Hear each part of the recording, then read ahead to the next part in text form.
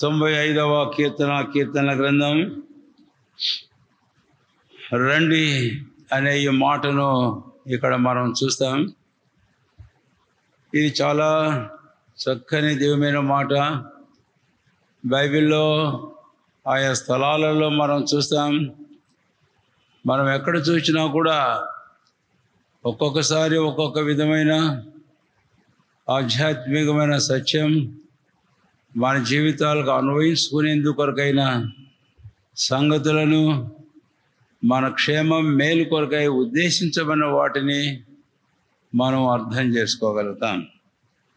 ఇప్పుడు ఇక్కడ రండి అనే ఈ మాటకు మనం వస్తే, మొదటిగా దేవుడు ఇస్తున్న ఆహ్వానము, దేవుని ఆహ్వానము అని, ది ఇన్విటేషన్ ఆఫ్ గాడ్ అనేది మనము చూస్తాం ఇక్కడ.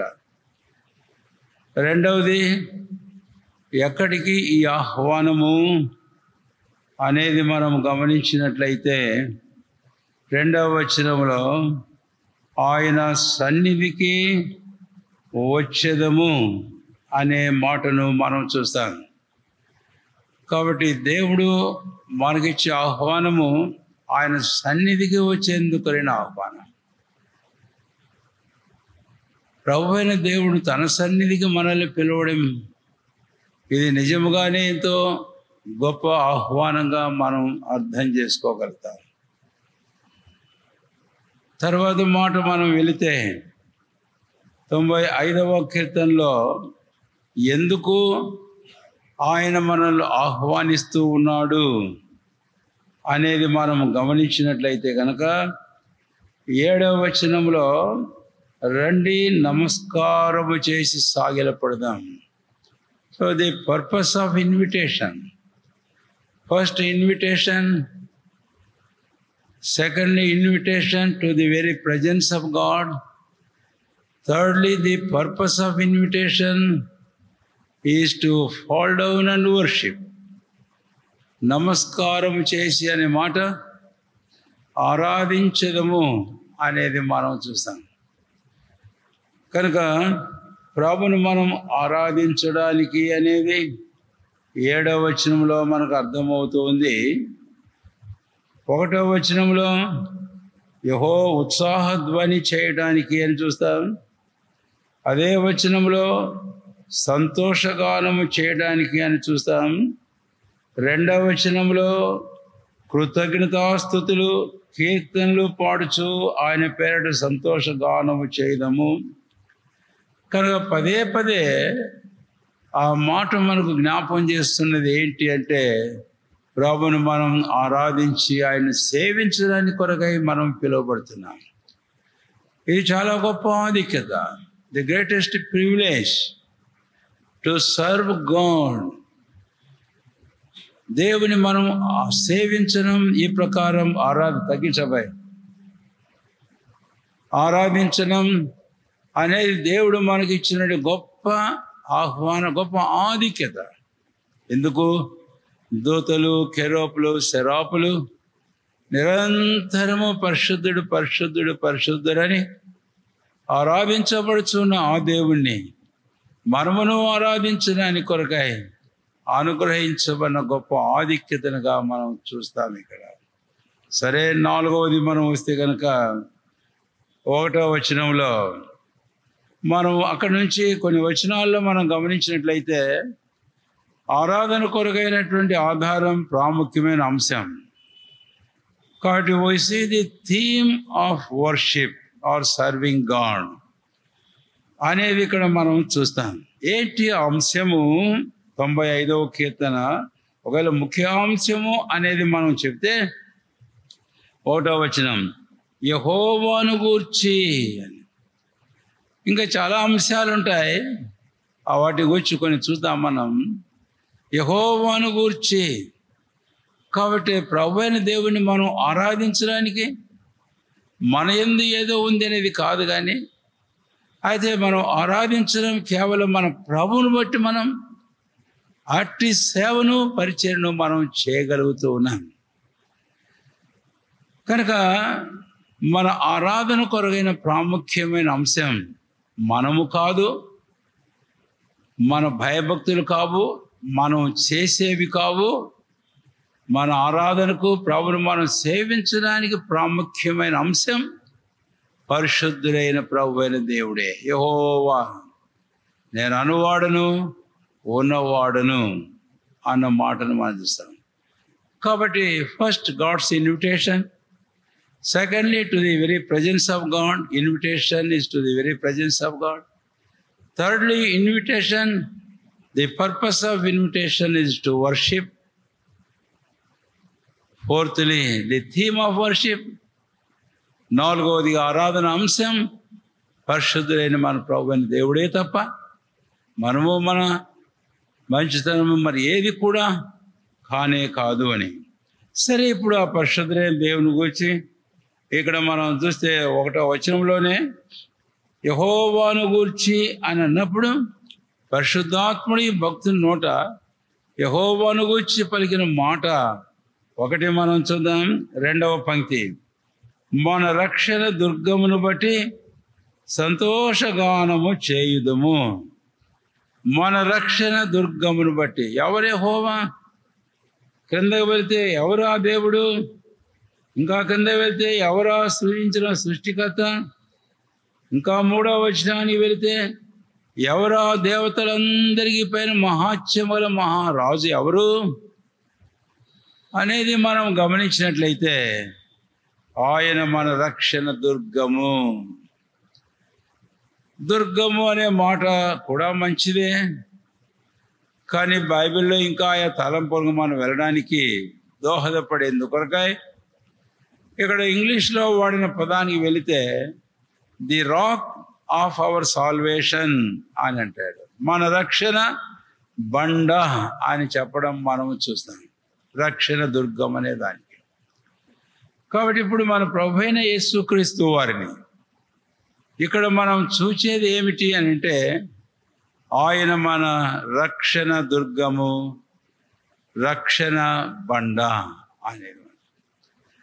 ఈ బండల గురించి మనం బైబిల్లో కొన్ని సందర్భాల్లో కొన్ని తలంపులు మనం చూసి ప్రభువును ఆరాధించుట్లో మనము ప్రవేశిద్దాం.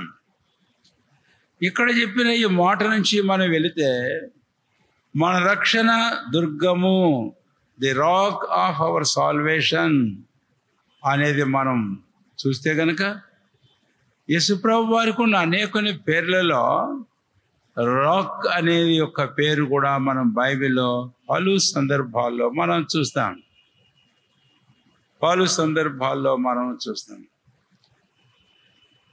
అంతేకాదు, ఒకవేళ రాక్ అంటే పెద్దది కావచ్చును, పెద్ద వాటిని రాక్ అంటాం, రాక్స్ అంటాం, బిగ్ బిగ్ స్టోన్స్ను.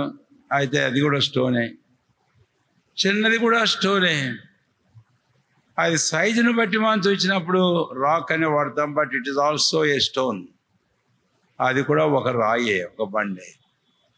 దాని పరిమాణాన్ని బట్టి మనం పదజాలం మారుస్తూ ఉంటాం. అందుకని ఇప్పుడు నేను కొన్ని తలంపులు మీకు జ్ఞాపకం చేస్తాను. ఈ రక్షణ దుర్గము లేక ఈ రక్షణ బండ ఎలాంటి బండ అనేది ప్రభువైన యేసుక్రీస్తు వారు మనకు రక్షణ బండ కావడానికి కొరకై ఆయన మన కొరకై చేల్చబడినటువంటి బండ. మనం పరమగీతంలో చూస్తాము, ఆ ప్రియుడు తన ప్రియులారిని ఉద్దేశించి మాట్లాడేటప్పుడు 2వ అధ్యాయం 14వ వచనంలో బండ సందులలో ఎగురున పావురమా, పేటు బీటలను ఆశ్రయించున పావురమా అని. బండ సందు అనేమాట అంటే ఈ బండ సందు చేయబడింది అనేది మనకు అర్థం అవుతూ ఉంది అని. నిర్గమాకాండం 17వ అధ్యాయానికి మనం వెళితే దేవుడు మోషేతో అన్నాడు, అదే హోరేబులో ఒక బండను, ఆ బండ దగ్గరికి నీ వెళ్ళు, నీ చేతిలో ఉన్న కర్రను తీసుకుని వెళ్ళి దాన్ని కొట్టు అన్నాడు. మోషే వెళ్ళి ఆ ప్రకారం కొట్టాడు. కొట్టినప్పుడు ఆ బండ చీల్చబడి బండ సందులో నుంచి నీళ్లు ప్రవహించగా ఇశ్రాయేలందరూ తృప్తిగా తాగారు అనేది మనము చూస్తాం నిర్గమ 17వ అధ్యాయంలో. కాబట్టి ఈ బండ ఎవరో కాదు, మన ప్రభువైన యేసుక్రీస్తు వారు. నేను రెండే పదాలు ఇంతకు ముందు కూడా ఎప్పుడో నేను చెప్పినట్టు కూడా నాకు గుర్తొస్తుంది. హోరేబులోని బండ అని అన్నప్పుడు హోరేబు అనగా అర్థం ఏమిటి? మనము చూస్తే హోరేబు అనగా ఎండినది అని అర్థం, డ్రైనెస్. అయితే ఇప్పుడు ఆ ఎండిన నేలలో బండను మనం చూస్తాం. అది మన ప్రభువైన యేసుక్రీస్తు వారే అని చెప్పడానికి యెషయా గ్రంథం 53వ అధ్యాయము 2వ వచనం, లేత మొక్క వలెను ఎండిన భూమిలో మొలిచిన మొక్క వలెను. ఎండిన భూమిలో, in the dry land there arose a plant. కాబట్టి దేవుడు మోషేతో అదిగో వెళ్ళు ఆ హోరేబుకు ఎండిన స్థలానికి, అక్కడ ఒక బండ ఉంది. కాబట్టి ప్రభువైన దేవుడు మోషేను ప్రభువైన క్రీస్తునకు వైపు తన దృష్టిని మరలించడం ఇక్కడ మనకు అర్థమవుతుంది. సరే, మోషే వెళ్ళాడు, దాన్ని కొట్టాడు.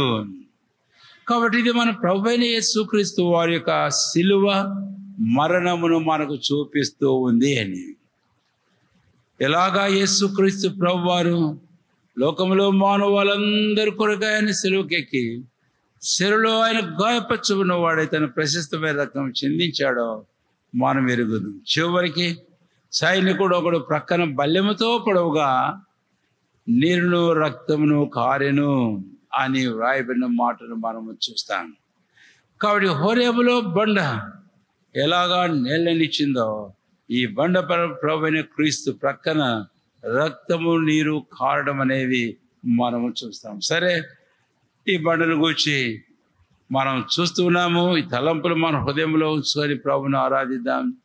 ఈరోజు ఆరాధించేందుకైన మొట్టమొదటి కారణం ఏంటి అంటే, దేవా యేసయ్యా, నీవు నా కొరకై లోకంలో జన్మించి నాకు రక్షణ బండ కావడానికి కొరకై నువ్వు మొదట చీల్చబడితివే, లేక ఎండిన భూమిలో మొలిస్తేవే, హోరేబులోని బండని పిలువబడితివే.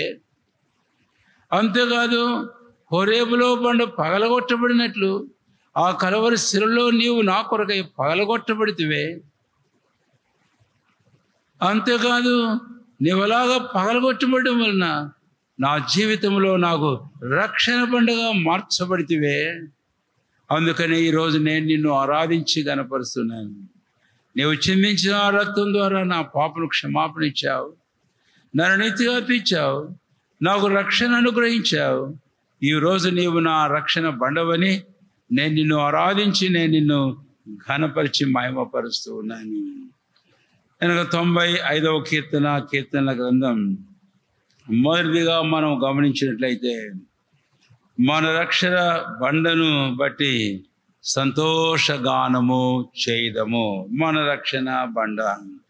రెండవదిగా మనం వెళితే రండి దయచేసి ఆదికాండం 49వ అధ్యాయం 49వ అధ్యాయము ఆదికాండం 24వ వచనం, యాకోబు కొలుసు పరాక్రమశాలి అయిన వాని హస్త బలం వలన అతని విల్లు బలమైనదగును, ఇశ్రాయేలునకు బండయు మేపిడివాడును ఆయనే. కాబట్టి ఇక్కడ ఇశ్రాయేలునకు బండయు, తర్వాత ఎవరైనాడైనా మేపిడివాడును ఆయనే. కాబట్టి మనలను మేపిడి బండ అనేది కూడా ఇక్కడ మనం చూస్తాం. 95వ కీర్తనలో మనం కిందికన వస్తే 6వ వచనం చివరిలో, ఆయన మేపు గొర్రెలము. కాబట్టి రక్షణ బండ రెండవదిగా, మొదటి రక్షణ బండే కాదు, రెండవదిగా ఇశ్రాయేలును మేపిడి బండ ఆయన. యాకోబు ఎవరిని గూర్చి మాట్లాడుతున్నాడు 49వ అధ్యాయంలో అంటే యోసేపును గూర్చి తాను మాట్లాడుతూ వచ్చాడు. అయితే ప్రవక్త అయిన యాకోబు అని చెప్పాలి. యోసేపును గూర్చి మాట్లాడేటప్పుడు కేవలం ఒక యోసేపును గూర్చే కాదు, కానీ ఆ యోసేపులో ప్రభువైన క్రీస్తును గూర్చి తాను మాట్లాడుతూ ప్రవచిస్తూ ఉన్నట్లు మనకు తేటతెల్లం అవుతుంది అని. కాబట్టి ఈరోజు మన పరలోకపు యోసేపు ప్రభు అయిన యేసుక్రీస్తు వారు మనకు కేవలం చేల్చబడిన బండే రక్షణ బండ మాత్రమే కాక ఆయన మన కొరకు చేల్చబడిన బండయే మన జీవితంలో మనల్ని మేపిడి బండగా ఆయన మనకు ఉన్నాడు.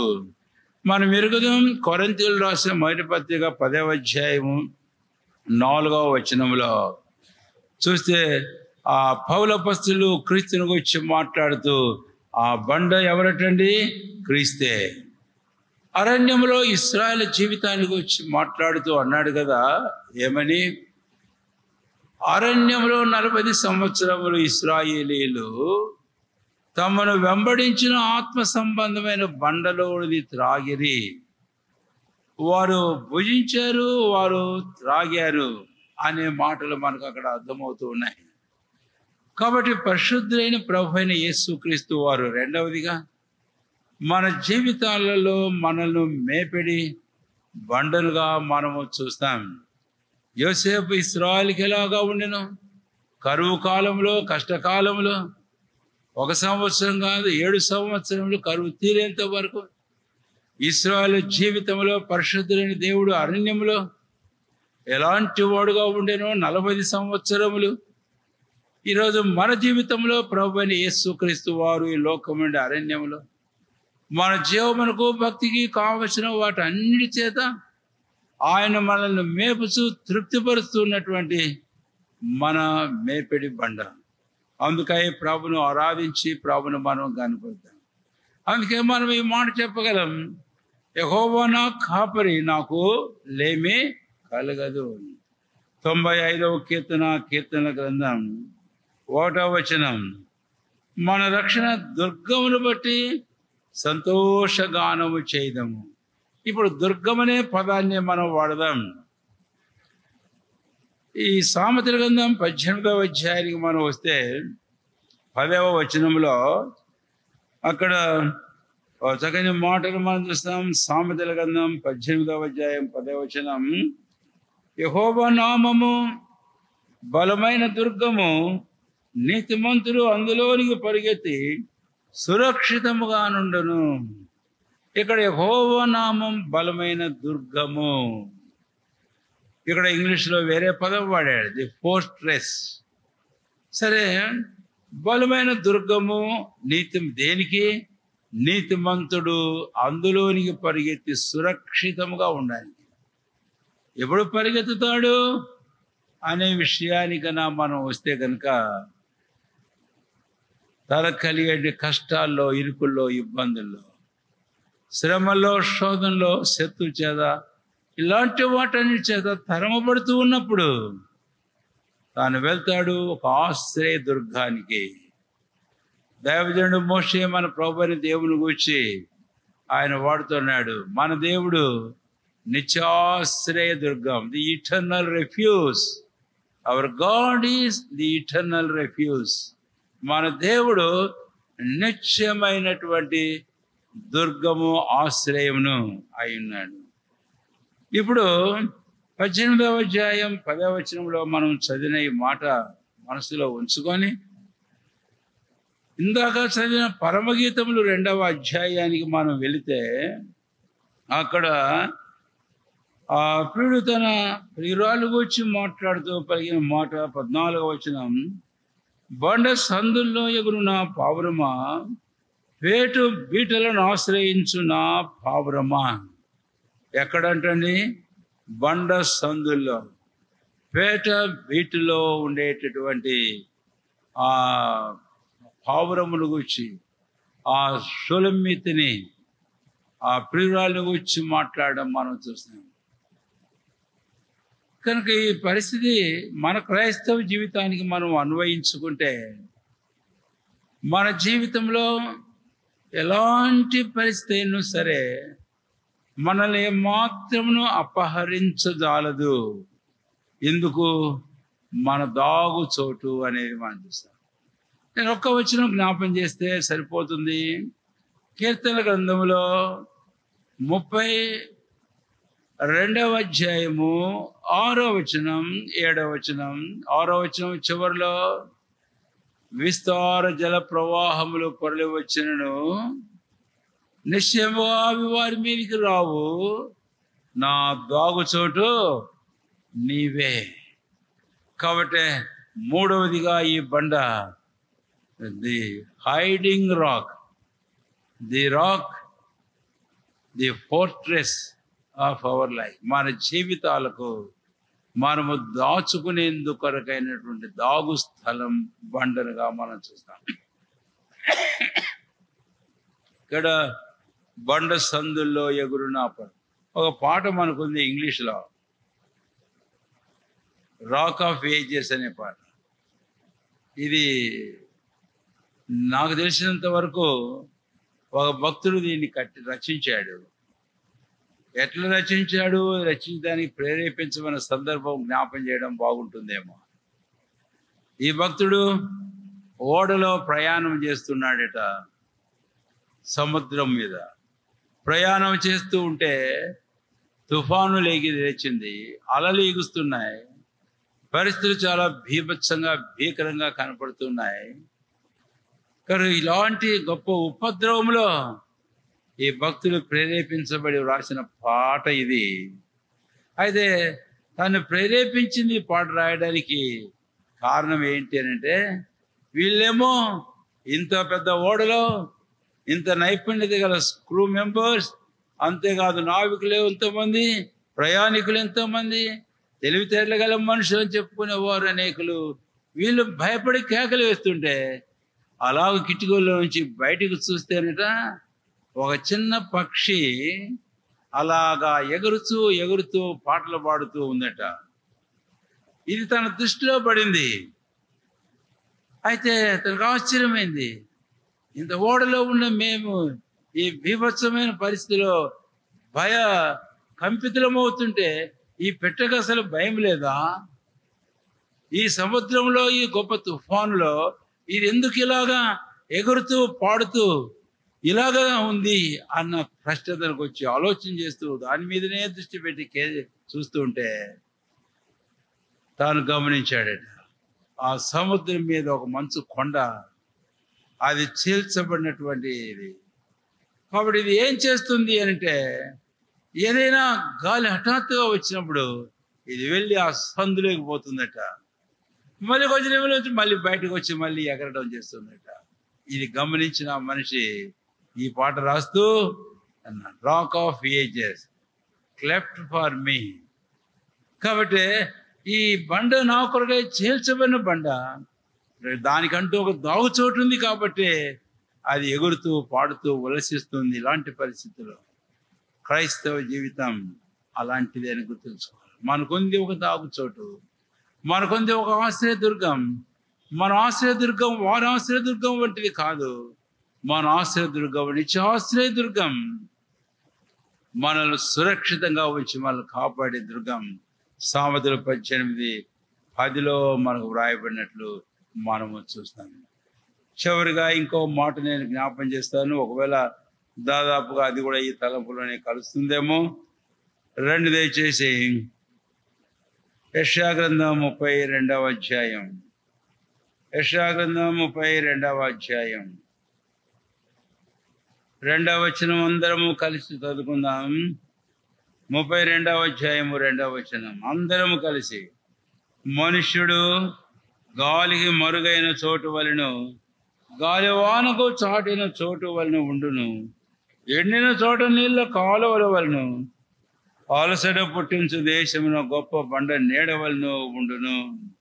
ఈ 2వ వచనంలో దాదాపుగా ఇందాక కొంత ఆలోచన చేస్తూ వచ్చాం, తలస్తూ వచ్చాం.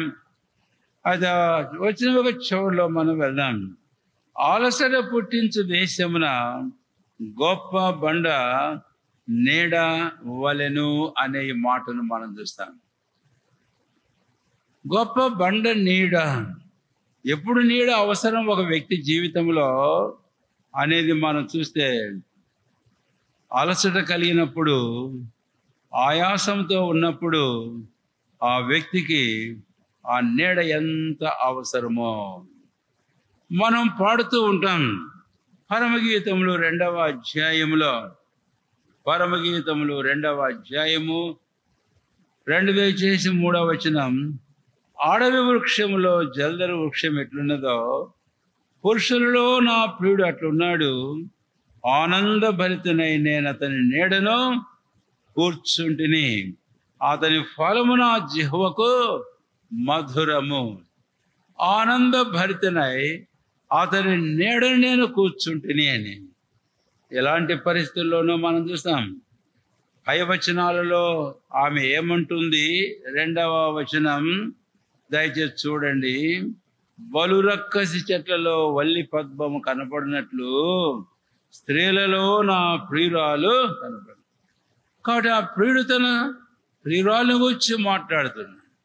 ఒకవేళ ఇక్కడ ప్రియుడు మన ప్రభువైన క్రీస్తు అని చెప్పదగును. ప్రియురాలు తన సంఘం, రక్తం ఇచ్చి తాను సంపాదించిన తన సొత్తైన సంఘం. కాబట్టి ఆయన తన సంఘమైన ప్రజల గురించి మాట్లాడుతూ అంటాడు కదా, బలురక్కసి చెట్లలో వల్లి పద్మము కనపడినట్లు నా ప్రియురాలు కనపడుతున్నది. అడవి వృక్షంలో జల్దరి వృక్షం ఎట్లున్నదో ఆమంటుంది, పురుషుల్లో నా ప్రియుడు అట్లున్నాడు. ఆయన ఏమో నీవు బలురక్క చెట్టులో ఉన్నావమ్మా అంటే ఏమంటుంది? అవును, బలురక్క చెట్లు కాదు, అడవి చెట్లు అనేకములు ఉన్నాయి. అయితే ఈ బలురక్క చెట్ల మధ్య, ఈ అడవి చెట్ల మధ్య నీవు నాకు జల్దరి వృక్షము నీవలు ఉన్నావు, నేను నీ నీడను కూర్చుంటున్నాను.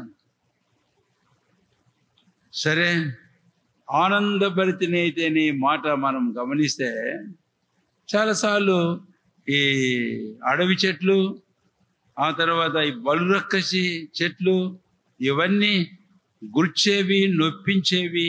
ఈ సంగతిలో మనకు బాగానే అర్థమవుతుంది అని. కనుక కీర్తనాకారుడు దావీదు అన్నాడు. అంతేకాదు భక్తుడు యోబు విషయంలో కూడా మనం ఆ మాట చూస్తాం. దేవుడు యోబును కూడా ఒక మాట వాగ్దానం చేశాడు. మనుషుల నోటి మాట నొప్పి నీకు తగలకుండా నేను నిన్ను. కాబట్టి నొప్పి, అలసట, ఆయా సమయాల్లో విసిగిపోయిన పరిస్థితులు, ఆయాసమైన సందర్భాలు అనేకములు. అయితే ఇలాంటి వాటన్నిటిలో కూడా నిశ్చయముగా మనం ఆనందభరితులంగా ఉండేందుకు కొరకై మనము ఆయాసము ప్రయాసము బడలిక తొలగిపోయి విశ్రమించినట్లుగా మనకు ఒక నీడ, ఆ నీడ గొప్ప బండ నీడ అనేది ఇక్కడ మనం చూస్తాం. కాబట్టి ఈరోజు తలంపులు మన హృదయంలో ఉంచుకొని ప్రభువును ఆరాధించట్లో ప్రవేశిద్దాం. ముందుగా జ్ఞాపం చేశాను దేవుని ఆహ్వానము ఆరాధించడానికి. కాబట్టి ఇక్కడ మనం వచ్చింది ఏదో ఎవరో ఆరాధించడానికని కాదు, పరిశుద్ధులైన ప్రభు అని దేవుడే తను ఆరాధించి సేవించేందుకు ఎపాటి వాడును దూతలు, కెరాబులు, దూతలు, మహాదూతలు ఆయన ఆరాధించి కనపరుస్తుంటే అట్టి దేవుడు ఈరోజు నేను ఆయన ఆరాధించాలని ఆయన నన్ను ఆహ్వానించడమా, ఇదెంతో గొప్ప ఆధిక్యత. కాబట్టి ఆహ్వానాన్ని మనం చూస్తాం. రెండవది ఆయన సన్నిధికి ఆహ్వానాన్ని చూస్తాం. మూడవ ఉద్దేశం ఆరాధించడానికని చూస్తాం. నాలుగవదిగా ఆరాధన అంశం మనం చూస్తాం. మన ప్రభువే, మనం కాదు. మనం చేసే ఆరాధన సేవ మన మీద కేంద్రీకృతమై ఆధారపడింది కాదు, అది మన ప్రభు అయిన యెహోవాను బట్టి అని. కాబట్టి ఆయన రక్షణ బండాని మనం చెప్పుకున్నాం. అంతేకాదు రెండవదిగా ఆయన మేపిడి బండ అని చెప్పుకున్నాం. మూడవదిగా ఆయన మనము దాచుకునేందుకైన దాచిడి బండ అని చెప్పుకున్నాం, హైడింగ్ రాక్. నాలుగవదిగా అలసర పుట్టించే దేశంలో గొప్ప బండ నీడ, నాకు విశ్రాంతినిచ్చేవాడు ఆయన నీడ నేను కూర్చుండి నా జీవితం అన్ని పరిస్థితుల్లో అలసట, ఆయాసం, ప్రయాసం నుంచి తప్పించబడుతూ నేను విశ్రమిస్తూ ఆనందభరితున్న సంతోషంతో సాగాను. అందుకొరకైనా ఆ గొప్ప బండ నీడ నా ప్రభు అని ప్రభును ఆరాధించాను.